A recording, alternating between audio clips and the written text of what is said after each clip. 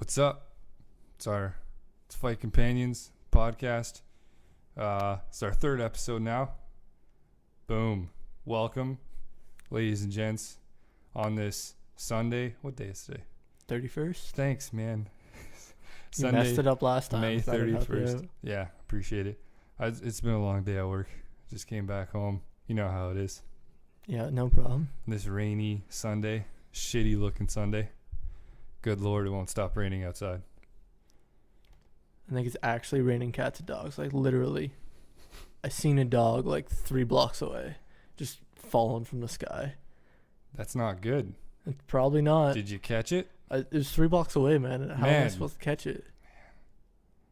What are it's you not doing? my fault. What are you doing? What are we doing? I don't know. It's K-Dog, K-Money, a.k.a. Kevin Ferreira. One of your hosts, Fight Companion for today, as always. My boy. And I'm Ryan Tom Matos. Nice. You threw in the nickname there, too. Might as well. Tomatoes. There you go. Do you find that annoying still or no? Do you Not ever find it really. annoying? Or? Like, in grade 7 when it came up, I kind of found it annoying. Now I just kind of, like, live it. You got to embrace it. You got to embrace your stereotype. It's not even a stereotype. It's not a stereotype at all. But it's just I just wanted to say that. Tomatoes, like, whatever. It works. Yes. All right. I like it. Either way. But once again, just getting this out of the way because I have to. At least I don't really have to. I make up this show, but I'm going to do it anyway. Go like the Facebook page. I'm going to try to post on it more. I really should because I haven't really been done anything to it. I want to, like, my goal with that, I wanted to start doing like live reactions kind of. Okay. Like posting as the fight's going, like not only the results but like what I think of it. Yeah. On not only on Facebook but also on the Twitter page at Fight Companions. Go follow. Yeah, follow that. Follow. And then you have no idea how Twitter works still, do you? Yeah. No idea. I posted the links. That's about it for the shows, and that's pretty much the bulk of it, honestly, for right now. At least you've tweeted. Yeah, like, there you on go. your own Twitter account, you don't even tweet. Like, it's pretty bad. Yeah. Well, I don't know. I'm gonna try to change that. It needs to change. Yeah. I'm gonna try to change it for the what's my goal? UFC 189, because I can't do 188. Maybe I might try to do 188. Depends what I get scheduled for work. But I know I booked 189 off to watch that. You gotta watch McGregor. I got to. It's so good. Like, we'll talk about it immensely later on, but even though the temptation to talk about it right now is pretty high, but we won't do it for right now, but it's coming. Don't worry. And then give us a little, hit the subscribe button, I guess, on YouTube. Yeah, I think it's subscribe on YouTube. Subscribe to that shit. There's too much different things for social media. I don't like for Facebook, follow for like, it's fucking stupid. I don't know. I was thinking about making a Snapchat page for this, but what am I gonna Snapchat? other than us doing the show and like quickly getting everything together beforehand and stuff like that. You're gonna have 2 friends, me and you, on that on that Snapchat, friends or whatever. Who else is really gonna follow us? You know what? If you listen to this show, I don't know who listens, to be honest. I should probably check that out eventually too. It seems like the right thing to do. If you listen to it, let me know what you think about a Snapchat page. Is it a good idea? Is it a bad idea? Is it worth it? Is it just plain out stupid? Let me know. I'd appreciate that. Just message me. I don't give a shit. From however you want to message me, whether it be an angry Facebook message or whatever. I don't give a shit. Just let me know. Enough plugs on our Facebook and Twitter pages, though. Let's continue. I was just saying, just let me know. But other than that, before we get in the whole fight thing, last episode, we had some breaking news, I guess, in the middle of it. Kind of. I mean, like, it was just more of, I was seeing on my phone that, like, the Leafs might be signing Babcock. Yeah, you started freaking out big time. Yeah, I really wasn't in the show, like, halfway through the last half of the show. I was completely gone. You kind of pieced out. Yeah, but, yeah, Babcock signed with the Leafs. I was very surprised. What is it? 7 years? 8 years, $50 million. Decent. That's the most, right? At any coach right now? By far. Like in the NHL, not in total. It's like doubled what everyone else gets. Yeah. Isn't the most like 3 something right now? I think it's 3 right now, other than him, and he gets $6.25 million a year. That's Toronto for you. That's MLSC right there. They're just rolling out the bank. They can pay anyone. Salary cap hurts them. Yeah, but look who you're getting though in return. It's worth it. Oh yeah, for sure. No, I'm saying like the salary cap hurts them because they couldn't, like, if there wasn't a salary cap, they could just buy every player. Oh, for sure. Like, no question. Because they're Toronto. Yeah. Yeah. They have money coming. I just like it because now more people are more intrigued to come to Toronto when maybe they wouldn't be intrigued, because now you have a world-class coach on your team. That kind of helps you out. Yeah, but the team's and he pulls in a lot, too. Team's going to be really bad for the next couple of years anyways. Yeah, but it takes a while to rebuild, right? So yeah. We'll see what Babcock does. I think it's only up from here, though. At least I hope. I don't know. He's kind of like not the best coach to rebuild, though, because he's going to make your team better than they should be. Yeah. So, like, they're going to get a worse draft pick than they should, but obviously it's for the long-term kind of thing. Like, you want him as your coach later on. That's why it was such a long deal. You don't see, like, 8-year deals for coaches. Yeah. But, like, this one was. It was just you want him in the long term for your team. He's not really a fan of losing, is he? Oh, no, he hates it. He hates it. He's going to have a rough time in Toronto for a while anyway, maybe. Yeah. Like, I don't know. Who knows? Unless he pulls something out of do. He could figure something out maybe, but I highly doubt it. I don't know. We'll have to. He starts. When does the hockey season start again? October. Yeah. Right on. Well, we'll have to wait and see. It's one more series still. But is anything else gonna like come from this? Like, can anything come from that? Or? I mean, like, some players might wanna play for him. A lot of players don't like playing for him though, because he's a very strict coach. Yeah. But he gets results though. Yeah, from what I've heard from the Leafs camp, a lot of Leafs players are excited to play with him. Who knows if they're actually still there to play with him though? Yeah, that's the only problem. He's got, what's on his resume? He's got a Stanley Cup to his name and Stanley Cup, 2 gold medels for the Canadian national Olympics. Team. Yeah. Yeah. Does he have a double IH? I think he might, like, from his time in Anaheim before he went to before he went to Detroit. Okay. I think he might have gotten a double IHF medal. I'm not 100% sure on that one. Still, he's got a long resume either way. Definitely going to help the team in the long run. There's no question. Speaking of child playoffs too, last night was the conclusion. What was it? East or West? Western. Conference final between the Blackhawks and the Ducks. And for all you Mighty Ducks, the movies fan out there like me, who wanted to see the Ducks go just because for that reason alone, sorry. Yeah. They lost, 5-3? Yeah, 5-3 with, like, it wasn't even that close during the game. Blackhawks they came out charging. They came out 4-0 lead right away. Yeah. It was not even a question the whole game. So now it's Blackhawks and Tampa Bay Lightning in the playoffs. Should be a good series. Who's taking that? I've got Chicago. Okay. That makes sense. I've got Chicago in, like, a quicker series, but I mean, I think it's going to be good games in the series. I don't think it's going to be, like, blowouts at all. Everyone that I see, like, predicting about this series, they always say either team.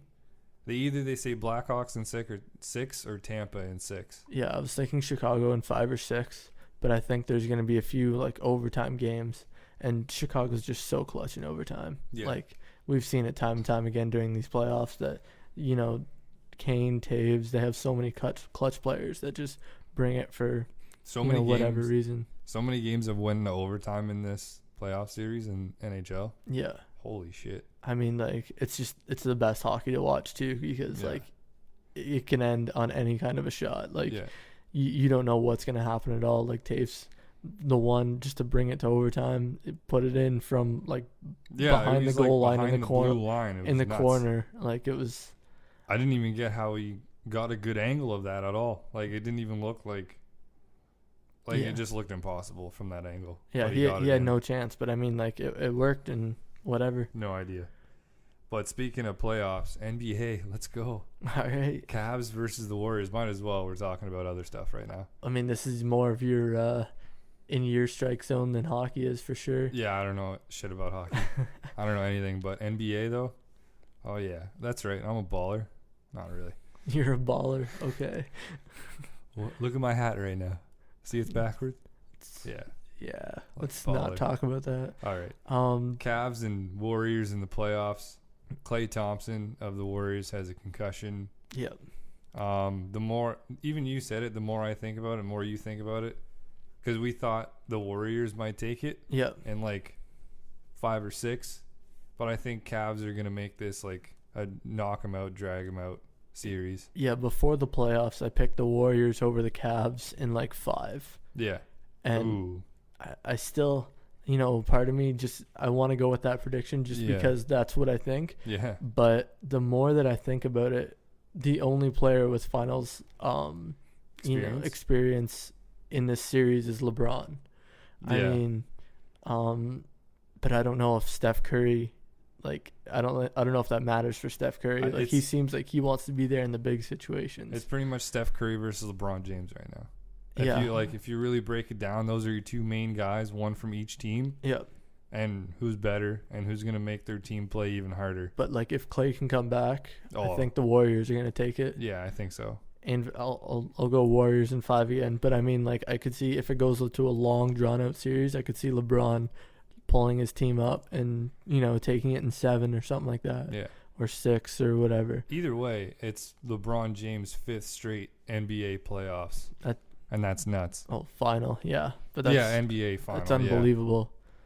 5 years in a row. Went 4 years with the Heat, and now his first year back with the Cavs is back. Especially to take that team to the finals. That team's not very good. I know the East is battered up and everything, but I mean, that team, he's making Dellavedova, is that his name? Dellavedova, yeah.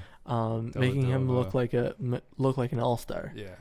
It's unbelievable to watch this. A lot of the players on the Cavs have stepped up as of late.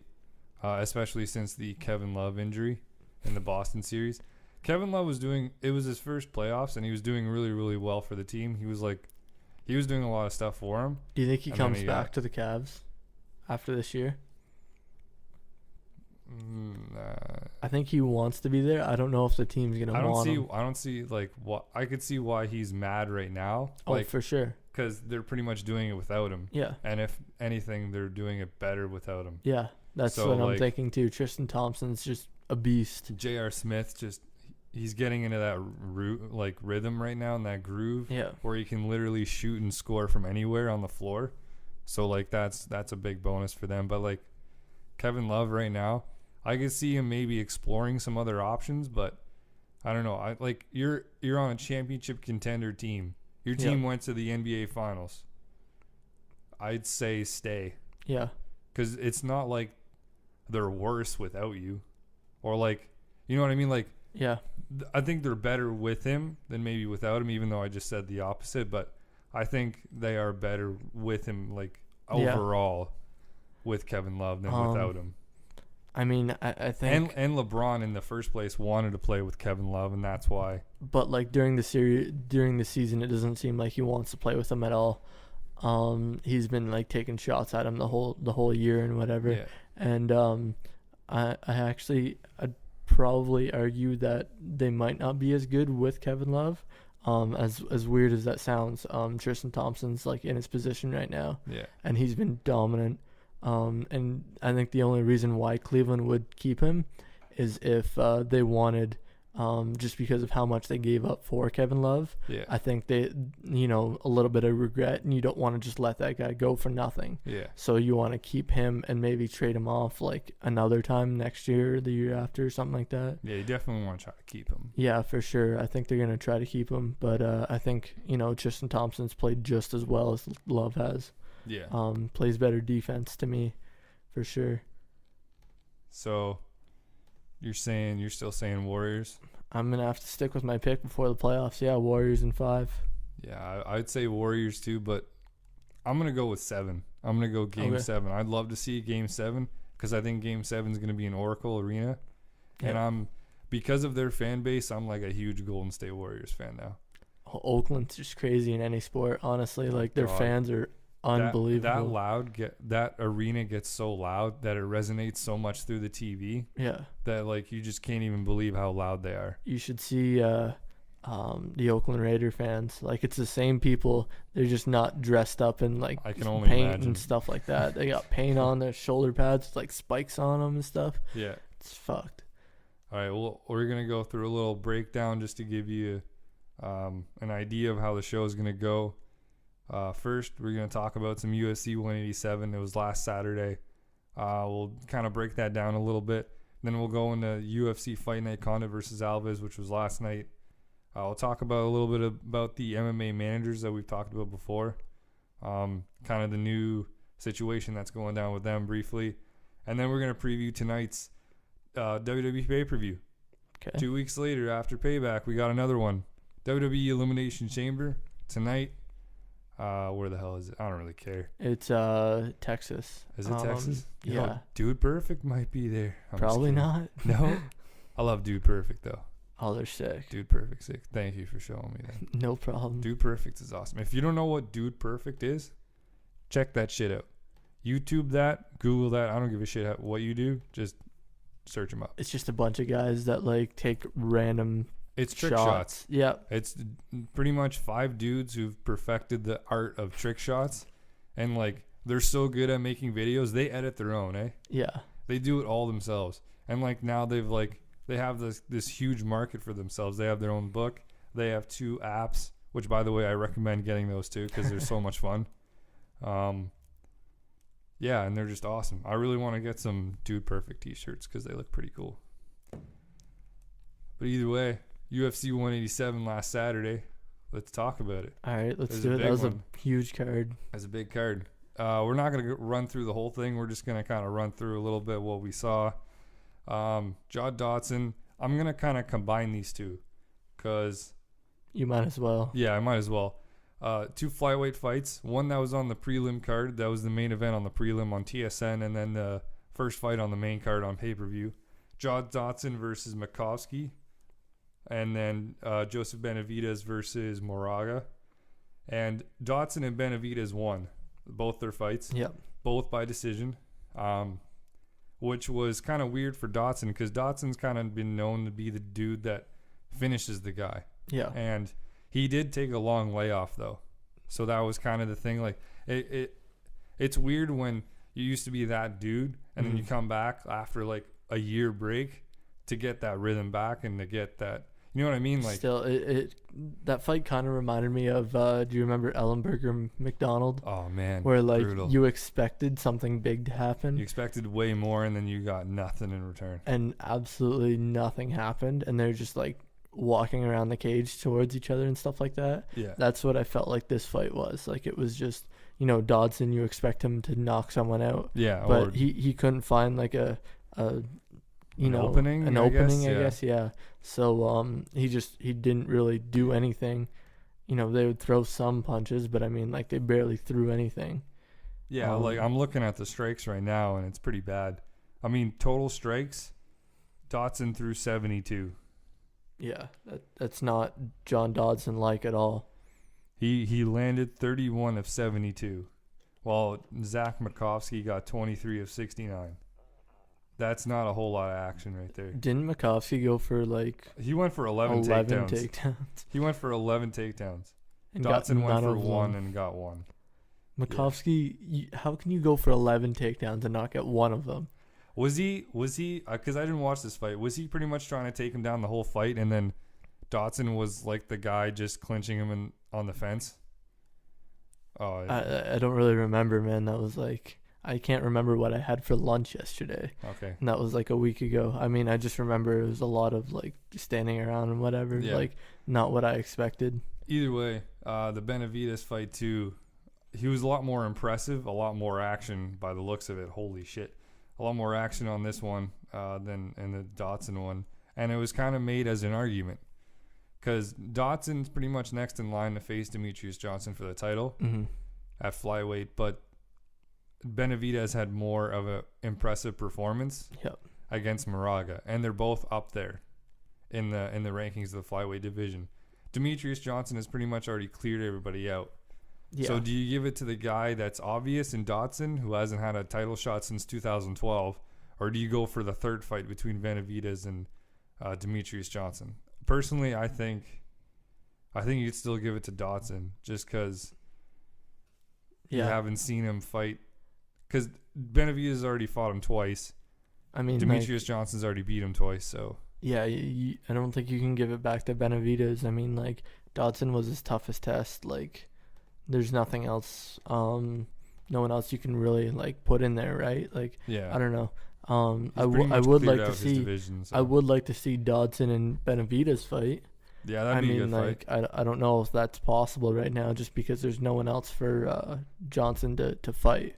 Yeah. But I mean, if you can somehow, find a way to get him to be able to fight Dodson, to be able to fight Benavidez before Demetrius fights. Yeah, just to see like who should fight them. I guess, yeah. I could see something like that happening, maybe. It's probably just too far for Johnson to be able to wait, though. Yeah, like Demetrius said he doesn't like waiting for fights, but dude, at this point he has to.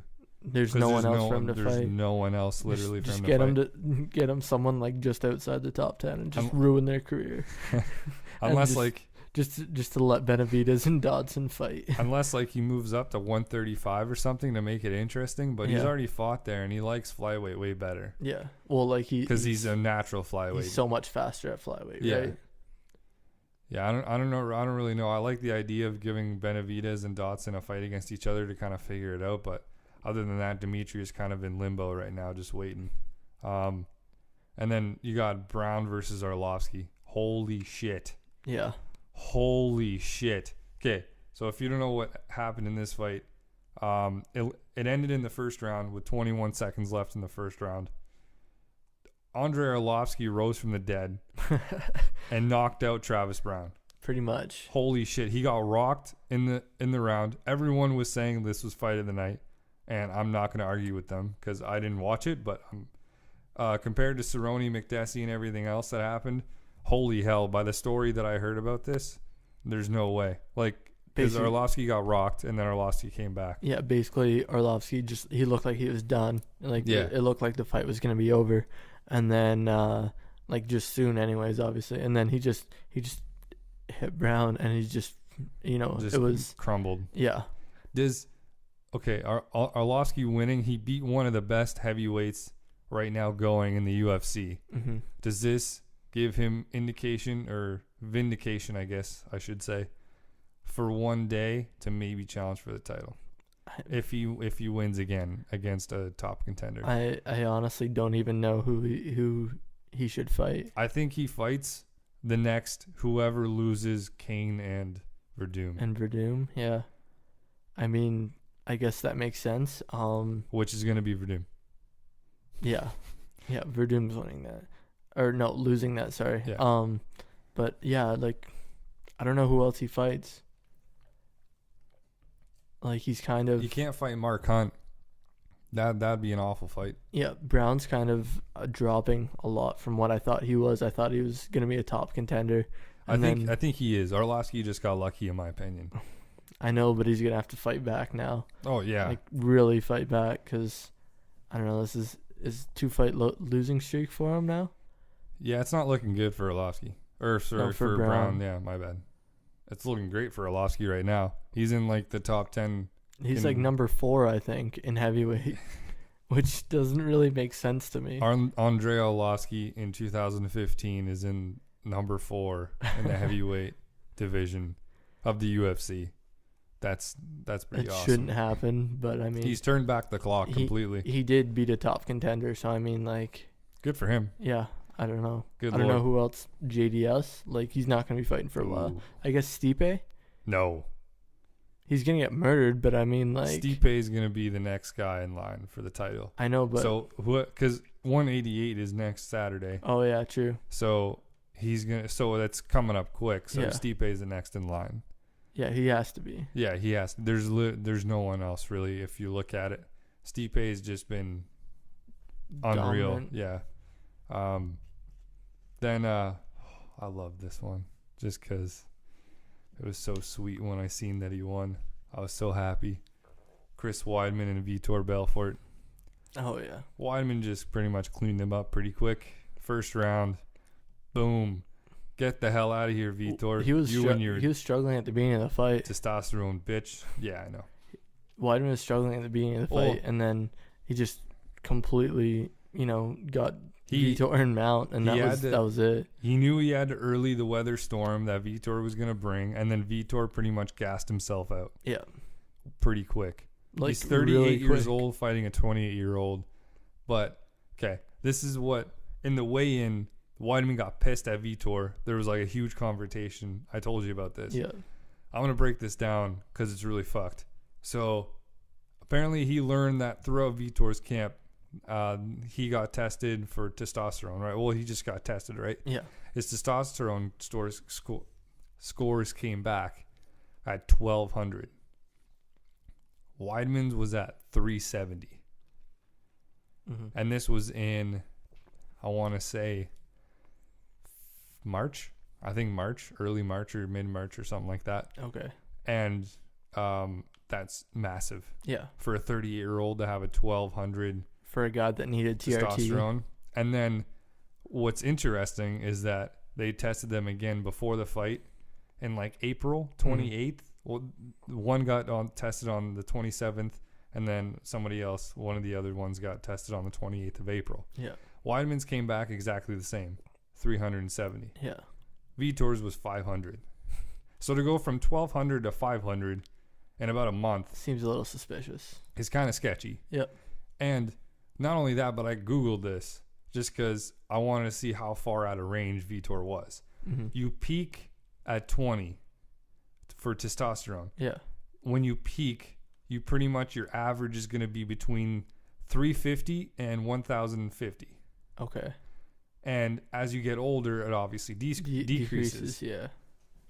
He's 38, Yep. and he was at 1,200. That's not even within the normal range of when you peak naturally. Yeah. So he was on something. Well, and the reason why there's such big outbreak about this is because testosterone replacement therapy, you pretty much feel like a 20-year-old again. You heal quicker in between workouts and all this other stuff that benefits you, and Vitor is just taking advantage of it. The only thing kind of playing devil's advocate here is you remember when Chael was gonna say he was gonna go off of the TRT? Yeah. He said that it was gonna take him at least a year to figure out. He figured out stuff with doctors that like a way to boost his testosterone naturally. So I mean, like, maybe he did something like that, but I mean, like, there's no reason for it to go that high. Yeah, but because when did TRT become illegal, like banned? That was like almost 2 years ago. So he's had time. No, I know, but I mean, like, that to figure it out. You know what I mean, though? You still have to, like, he finds ways to raise his testosterone. Yeah. It could be TRT. We don't know. It could be something else. It had to have been something, though. Yeah. It had to have been something because that's just not natural. Yeah. To be that high. I mean, 500's better, but it's still, like, Weidman's 28 and he was at 370. Like, everyone's different too, right? Like, but I mean, obviously, if you need TRT at some point, it's going to be lower. It's supposed to be lower than normal, right? So, like, that's the point of TRT. So it just doesn't make any sense.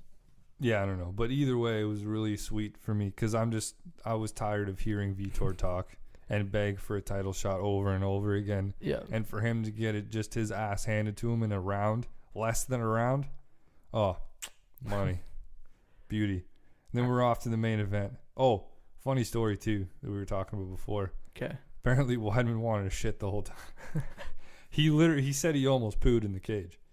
Apparently, he really had to go to the bathroom. And he was, like, standing there. Okay, apparently in his walkout, he had Longo walk out with his flag because he was concentrating so much not to poo himself. And he was, like, bouncing around in the cage, and he thought, man, like, would it be a bad idea if I just walked out? Like, how bad would this be if I just had to run to the bathroom real quick? That was literally in his thought process. I mean, he could have talked to CM Punk and seen how he dealt with shitting himself on live TV. He didn't want to poo. He didn't want to poo in his shorts. It probably would have made him win faster because Vitor would have just smelled it and died. It could have. I don't know if he can win faster than that though. I don't know. Like, I don't know, when he was in Mount, that would have been really awkward. Oh man, I would have actually felt bad for Vitor a little bit. Imagine Weidman probably really wanted to shit at that point, like when he was in full Mount. Just that's completely brutal. Like. I loved how like they also, because I read this, and apparently Weidman has had some troubles in the past about that sort of things where he had to go to the bathroom at the wrong time. Oh yeah. And one of the best ones was on his first date with his now wife. He shit in a dumpster. Ooh, perfect. I guess, or something like that. That's pretty funny. And then we were from that to the main event. DC, Daniel Cormier versus Anthony Rumble Johnson. Holy hell. Yo, DC almost got finished in the first. Yeah, like the first punch basically that Rumble threw, it was just unbelievable. Rocked him. He even said he got rocked. Yeah, well, it was pretty obvious. I mean, yeah, like, he got knocked on his ass. Wow, like, does Rumble ever have power? But I mean, this is what we were talking about, right? Like, the way that he throws his punches now, like, he's gonna get gassed. Yeah. I mean, we seen the Phil Davis fight, but he didn't throw punches the way he does now. Yeah, DC even said, like, afterwards he didn't want to throw hands with him after that. Yeah. Obviously. Yeah. So he resorted back to his wrestling, and he was even saying, like, during the press conferences that he needs to go back to his old ways, like what brought him to the dance, and that was wrestling. Yeah. Because he hasn't been wrestling as much as he used to. Well, he tried to stand up with Jones for a while. That like, didn't he work didn't for really him. try to take him down very often. But every time he tried, though, he couldn't take him down. I know, but I mean, like, I don't know. It was tough because, like, that reach and everything, right? Yeah, like, no. He goes down and he's going to get a knee to the face, but. Yeah. Either way, Daniel Cormier is your new light heavyweight champ. By finishing Rumble Johnson in the third round via rear naked choke. Pretty much used his wrestling. DC even said before the fight that he needed to find the Anthony Johnson of old inside where when you wrestle him and you look for the submissions, you break him. And that's what he did. And he did it to perfection. Beat him within 3 and is the new champ. Really classy move by Rumble afterwards by putting the belt on DC. I was surprised they let him do it, but I mean, like, Rumble's a classy guy. Like, we knew that before, right? We knew that with his Gustafsson fight. Yeah, that he was classy. So, they both like each other too, so they're both friendly with each other. Then DC after the fight, perfect. The only thing he said after becoming the new champ was called out John Jones. He's like, "Get your shit together. I'm waiting for you." Yeah, that's it. That's all he said, and he left. Beauty. But then what else do you say though? Like, he's obviously gonna have to fight Jones at some point. Yeah, but I think he's gonna fight somebody else. Ryan Bader. Yeah, he has to now. Shit's already started with him. They were supposed to fight in June, right? For those of you that don't know, him and Ryan Bader are supposed to fight in June. The whole Jones thing happens. They take him out of that fight, put him in this one. He becomes a new champ. During the press conference, DC calls out Ryan Bader, who's at the press conference, and Ryan Bader gets pissed and walks up to him during the press conference. Security comes up, hell ensues. Pretty much DC chirping the hell out of him, saying, like, I wanted the easiest fight in the division. I want an easy fight. Give me Ryan Bader. I want Ryan Bader. And Bader's just pissed.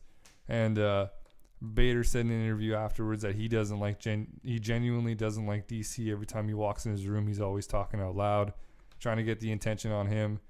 And then he said something about at the press conference that DC was saying, quiet down everybody, the champ is talking. But I watched the press conference and he said that as a joke. It wasn't like serious, just pissed off Bader. I don't know. Like, I've been thinking the last few days, like, I really want to see Cormier versus Gustafsson at some point. Ooh, yeah, that'd be cool. But I mean, like, I don't know when Gustafsson's coming back. I don't know if he wants to come back anymore. Like, I'm sure he does, but I mean, he took like a couple months off after that loss to Johnson. So I mean, we'll see. But I mean, I wanted to see that fight a few times, like when they were both the top, like other than John Jones. Right. But yeah, we'll see. I mean, I doubt it'll happen soon, but like,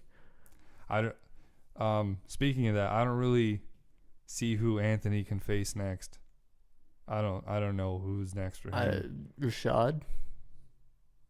No. I don't think so. I don't know. I think he's gonna be in limbo after this. I'm just thinking who else is in the top 5. Kind of have to wait and see. I don't know, but either way, if Daniel Cormier fights Ryan Bader, Ryan Bader has done himself a huge favor by getting into DC's head and pissing him off. Because Ryan Bader, we said it in the last podcast, he's kind of like one of those gatekeepers at 205. And he could bust out of that like that if he gets a shot at DC, just because they don't like each other. Yeah. Ryan Bader might not deserve a title shot, but who gives a shit when there's bad blood between the two? I mean, that could get DC off his game. You've seen how he was with John Jones. Oh, yeah. He was even right said off it. his So game. it drained him of a lot of energy, or like adrenaline and stuff like that. So yeah. I don't know. Well, I kind of like the matchup between Bader and DC, though. Two wrestlers. See who's the better of the two. Yeah. It might not be the flashiest fight. But no, but it's going to be interesting to watch either way. Yeah, for sure. Can't wait for that one. And then we skipped one. Shit. Yeah, Cerrone and Makdessi. Donald Cerrone. Pretty much Cerrone broke Makdessi's jaw and just beat the hell out of him. And that's it. Knocked him out with a head kick. What round was this? First round? Second. 16 seconds in. The second round, he knocked him out. 16 seconds left. Oh, was it? Yeah, I'm pretty sure. My bad. Whatever. Yeah, it is 16 seconds left. All right. Either way, Makdessi's a tough son of a bitch. Taking this short notice. He was taking some fucking... Taking this in short notice, not even in the top 10 of the lightweight division, taking on one of the top contenders right now, Donald Cerrone. Good for Makdessi, who's a Canadian, by the way. But yeah, definitely Cerrone against Dos Anjos. Next title shot. I don't see why not. Let's do it. I'm excited for that one. Once it happens, Cerrone is on a roll right now. What is it, 9 fights now? 9 fights in a row? Probably something like that, yeah. That doesn't come around too often, folks. We got a 9-fight win streak. It's going to be weird to see just the styles clash, because like Dos Anjos is just going to take him down, leg kicks and take him down. And I don't know, we'll see how that works against Cowboy, because and Dos Anjos striking right now is crisp. I don't see too many guys trying to take down Cowboy. No. I don't know why, but I haven't really seen many people try to take him down for some reason. Cowboys got good takedown defense. You saw it in the Benson Henderson fight. Mm-hmm. He had good takedown defense there, so I think maybe it's just because of his takedown defense. But he likes to keep it standing, but Dos Anjos is good standing up too. Yeah. So we'll wait and see on that one. I don't know what's next for Makdessi, but either way, he impressed the hell out of everybody that night, and Dana White even complimented him, saying, "You're a tough son of a bitch." Yeah, he's probably gonna move up in that position. He thanked him. He thanked him for taking that fight on short notice. So yeah, he's definitely gonna give him another top 10 guy. Yeah. I think next, which will be good for him. I mean, like, as long as it's not Cowboy. Yeah, well, I don't know. I don't know if he really deserves another guy at the top 10, but 10, number 10. Yeah. Okay, I or see. Or what you're number saying. 9. You know what I mean? Yeah. Start him small, build him up. Yeah. Yeah, I don't mean give him Pettis or Henderson or anything like that. I know what you mean. But moving on from that to last night, UFC Fight Night in Brazil, Condit versus Alves. We won't break down the whole card. Pretty much the top 2 co-main event and the main event fights. Yep. Nick Lentz versus Charles Oliveira went to, I think that was a third round. Yeah, third round. There was a guillotine finish in the third round by Charles Oliveira. 4th fight in a row. Got 2 bonuses last night, so got fight of the night and performance of the night. An extra $100,000 in his pocket. That was one hell of a fight. I mean, it was a good fight. I was watching this whole card, and it was some of the fights were just you don't really, it wasn't a great fight. No, you didn't really catch your attention or anything we went for a McDonald's drive after, during the Barrosa and Jimmo fight.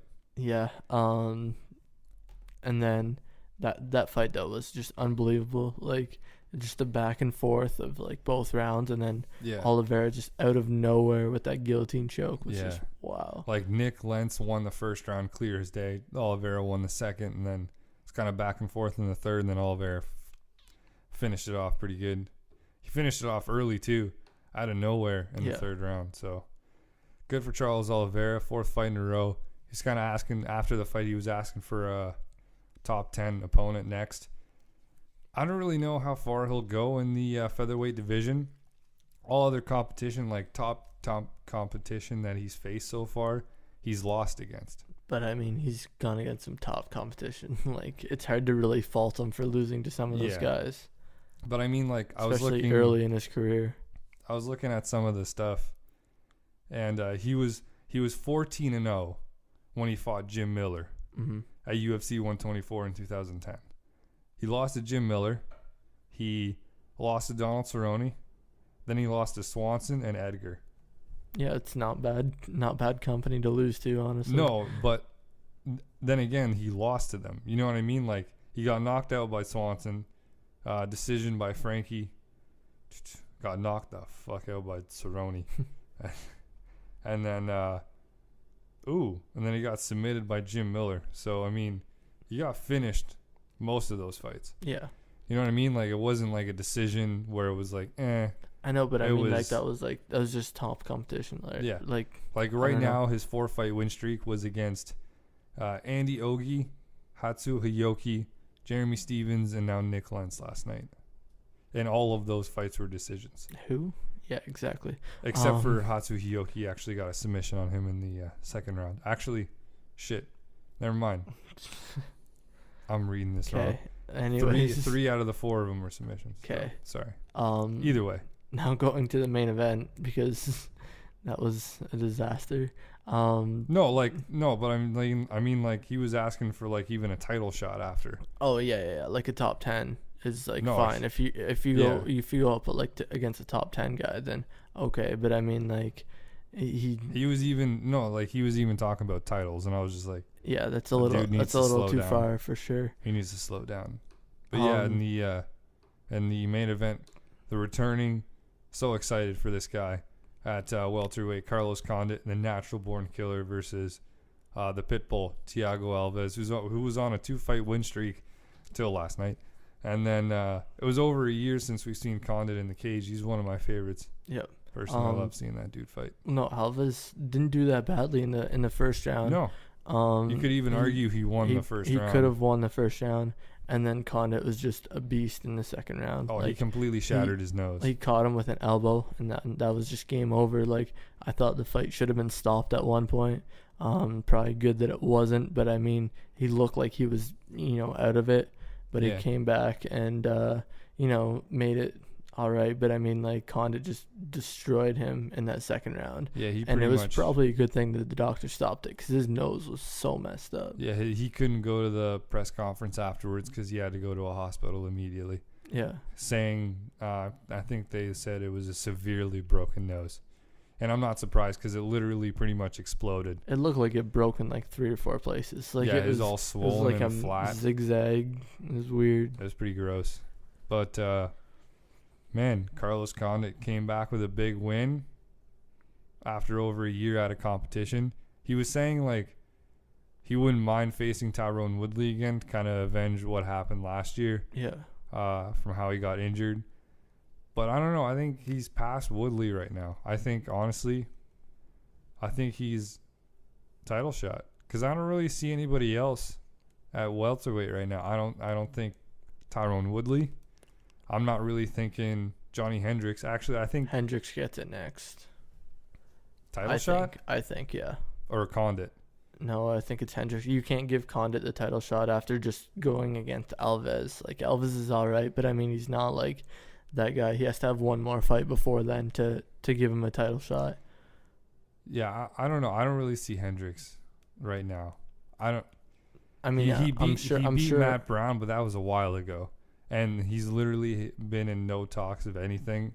I know, but you can't just put Condit into a title shot right now. Like, well, Robbie Lawler meets Rory McDonald at UFC 189 in July, July 11th. So that's in a little bit. We can kind of wait and see from there. So either, because I don't think Johnny Hendricks deserves it. After a fight with Matt Browne, that was kind of, he won the fight. Good for him. But I mean, Hendricks fought more of his style that he wants to fight, I guess. Yeah. He used his wrestling. That was good for him. But Carlos Condit, I think, was more impressive against Thiago Alves, just completely dismantling him. And after being out for almost over a year, coming back in the way that he did, just pretty much the exact same. Good on him. Like, I think it's a toss-up between the two, but I think it's leaning more towards Condit, in my opinion. Either that or you put Condit and Hendricks together and in a rematch and kind of figure it out from there, I guess. But yeah, I don't know who would, unless they're both ready, kind of thing. Like, because I don't know if Condit took too much damage. He could actually fight Hendricks, maybe. No, he didn't take that. That's what I mean. Like, he could fight Hendricks or like Woodley or something. Yeah. You know, just after maybe the McDonald Lawler fight. Yeah. Like, I'm not really sure, because that's in 2 months, something like that, a month and a half. So if they do that, sometime like maybe the Dillashaw Browne, in late July, if they do it on that card, maybe it would work. I don't know. I'm looking up the pound for pound rankings right now just to kind of get an idea. Yeah, I'm not really seeing anybody. No. Yeah, I think because Rory's at 2 right now, Woodley's at 3, and Condit's at 4. I don't even see Johnny Hendricks. Oh, Johnny Hendricks is at 1. Wow, okay. He's above Rory right now. Yeah. I don't know, like, Johnny's at 1, but then again, like, this top 10 kind of ranking system kind of sucks. No, but I mean, like, he was 1, right? Like, they were going to give him that third fight. Yeah. And then he wanted to stay busy and fight Matt Browne. And then, so then they ended up giving Rory the fight instead. Yeah. So that's why, I think Hendricks is going to get the next shot. But, like, who knows what happens in that like, fight too, right? So plans like that always get messed up with guys like Condit coming back and looking the way that he did. And you're only as good as your last fight. And I don't know, like, just because of the impressiveness of Condit, I think he might get it next. Yeah, we'll see. So going from UFC to WWE right now, tonight is WWE Elimination Chamber. Just 2 weeks out from the Payback pay-per-view. They did a pretty good job at building this up, I think. I mean, like, better than I expected, at least. Yeah, it's not too bad. Kind of break this down a little bit. So we'll start at the pre-show, because the pre-show looks a little interesting too. Because it's the Miz. The Miz. What the fuck is his show called? Miz TV. Miz TV with Daniel Bryan.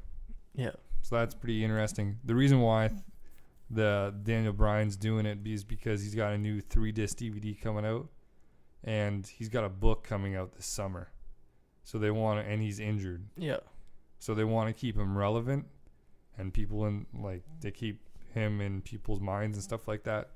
Because they didn't really do that last year, I guess. But I mean, it's still weird just because we don't know what's gonna happen with him, right? Yeah. Like, he could give us an update, which I doubt, because he was just on Raw like 3 weeks ago or whatever. So I doubt he has much of an update on his health. But we'll see. Yeah, I don't know where they're gonna go with that, because he can't compete. So I don't know. It's gonna be. I'm interested. I'm probably not gonna watch it, but I'm gonna hear about it, obviously. But I don't really know what to expect from that. But going from, I guess, the pre-show, kind of the randomness of that, looking to see where they go. But maybe they just don't have any matches to put on there.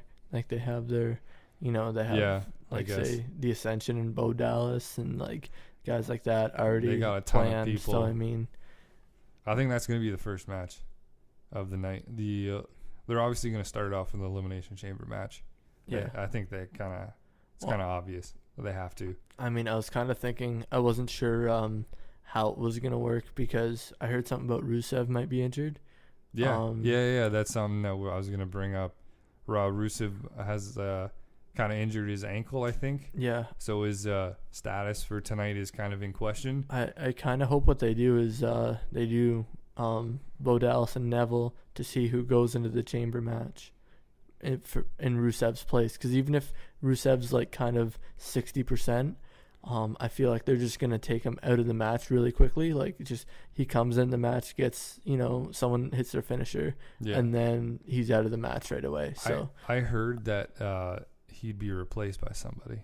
Yeah. Bray Wyatt. Oh, really? Yeah, I heard that they would replace him with Bray Wyatt. So the way I was looking at it, if they were going to go that route, would be Rusev would walk out or whatever he would do, and then he just kind of get ambushed, either in the back or like on his way down by Bray Wyatt. Gets beaten down enough to the point where Rusev is obviously he sells his injury. He looks hurt enough that he can't go into the chamber, and he takes his spot. Maybe you could have this whole thing with Lana coming out because Dolph Ziggler is going to be in the match, and kind of Lana and Dolph Ziggler are kind of a thing now. So maybe you could have kind of Lana looking worried or whatever, maybe, or just laughing at him because he's hurt. Who knows? But I mean, like, I like the idea of Bray Wyatt being in the match a lot more. Oh, same here. But I mean, I would kind of like the idea of Neville too, just because the high flyer. Yeah. Like put him on top of a chamber kind of thing, and on top of one of those pods, and have him like fly. You know, try to do something. Who knows? But do some crazy shit. Yeah. Obviously, Bray Wyatt would be sick. But I mean, I don't see him having a title anytime soon. It doesn't really fit his character, I guess. Bray Wyatt. Yeah. Oh. Like, I want him to have a title. Like, he's sick, but I mean, honestly, like especially Intercontinental. Like, I think they just want to you know, have him to be him, and like him carrying a title is kind of weird with his character. The way that I was looking at it, honestly, is since we're already talking about it, might as well run with it. Yep. The Intercontinental title elimination chamber match: R-Truth, Sheamus, King Barrett, Ryback, Dolph Ziggler, and possibly Rusev. Maybe not because of his injury. But when I was looking at this, my prediction was going to be Rusev. But since I heard he was injured, I think if you bring in Bray Wyatt randomly, and I think he'd win the title. I think that would be pretty cool. If all of a sudden they just, boom, Bray Wyatt comes out, takes his spot.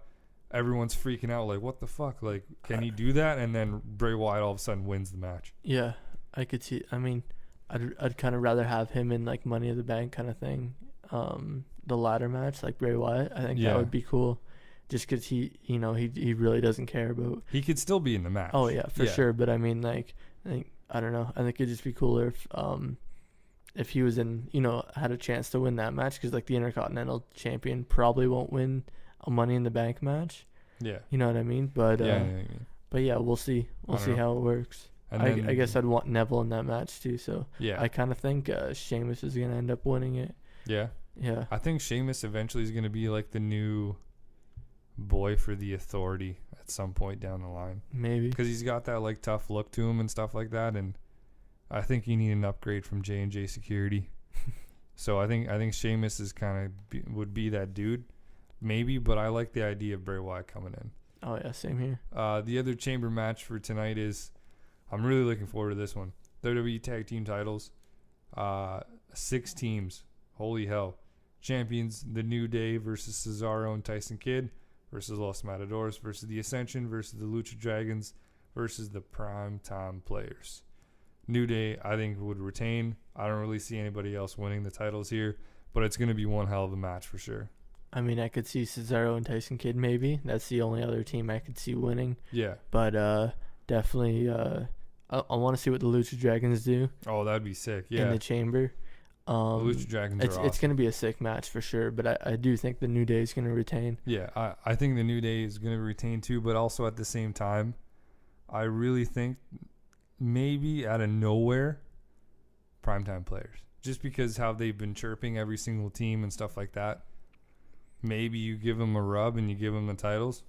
I don't see why not, but the New Day right now has kind of been on a roll. They haven't been on TV enough, I don't think, to be able to do that. Yeah, I don't know. Like, I'm just throwing that out there. Yeah, like sure. I wouldn't. I expect New Day to retain, but I wouldn't be completely surprised if somebody like the Primetime Players walk out with the titles, just to kind of give them. Because right now it's between New Day and Cesaro and Tyson Kidd. Give them a third team.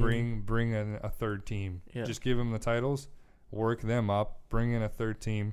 And start working in teams that way. Just so it's not all like... So it's not between 2 teams most of the time. And literally every Raw fight each other. Yeah. So, I don't know. Maybe that way, but...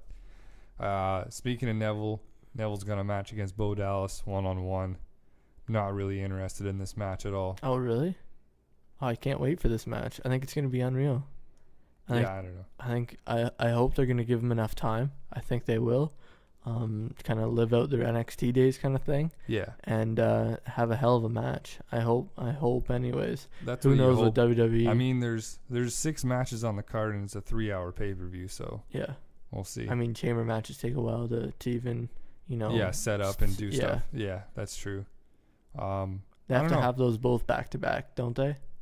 No. Chamber matches? No. You can't lift it and then put it down and then lift it and put it down again, I don't think. Yeah, that's what they do. I know, but I mean that's what they always did. Even in other pay-per-views. That's how they always did it. I know. No Way Out in 2008, they had 2 chamber matches. Yeah. The one was the opening, and then they literally had one as the main event. But it just one's not going to be the main event here, but it's going to be in the middle of the card. Seems like so much time. No. Because they usually run ads still, right? Oh yeah, true. So in between, they raise it up. True. It doesn't take long for them to raise it up. I know. It just seems like so much, because it's, however much it weighs. I don't remember. It was 2 tons of steel or something like that. They've got motors running it. I know, obviously, but I mean that's still It doesn't take him long at all to raise the chamber. Okay. Because I'm just saying. No, I know. In 2010, Cena won the title. Yeah. Vince McMahon came out. Remember the Batista thing? Batista came out, challenged him for the title, won it. They literally, by the time McMahon's music hit and was walking out, it was already halfway up. Okay. Yeah. I'm just trying to visualize it. Yeah. So it can get raised pretty well. So I think the tag team title match is gonna be the first one. Then it's gonna be Neville and Bo Dallas. And then maybe the next one, or Cena and Owens, and then after that it's gonna be Nikki, the triple threat, and then the other chamber, then the main event.